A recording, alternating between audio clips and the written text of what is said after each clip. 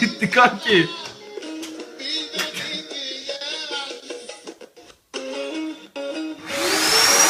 Allah! Çabuk çabuk! Ya Allah koşan ya Allah'ım. Oğlum bilgisayar nereye gitti lan? Oğlum ne böyle yapıyor ya?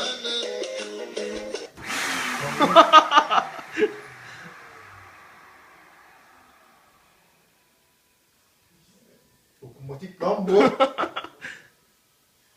Şşş, hadi lan.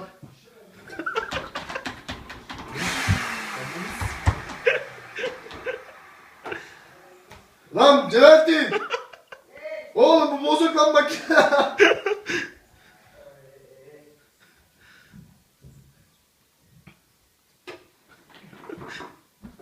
Kanki dokunmak ya. Elleme. İş güvenli iş. Biraz çek biraz. Çeksene mi? Ayağıyla mı yapıyor oğlum? Oğlum bir izlesene şu videoyu kanki Allah aşkına. Ayağıyla Dokunmatik mı? ya. Böyle. Oğlum burada bir şey yok. Burada Yok, yok. şey yok. Prizde. Oğlum çarp öbürüne bak.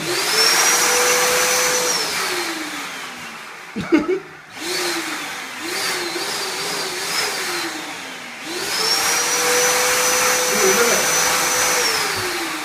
Ellemedik ya. Dur. Hadi bir daha. Bir daha. Hadi oğlum. Hadi. Ha! Hadi. Ay. İş güvenli bak. Şşş elektrik çarpma. Aynen. Hadi 5 dakika daha. 2 dakika daha dayan hadi. İşte öyle desin. Şöyle bir salsana.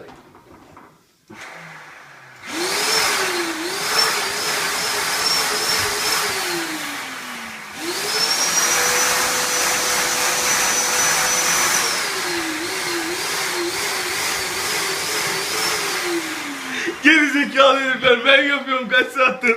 Senin götünü sikim ya. Vallahi billahi ya.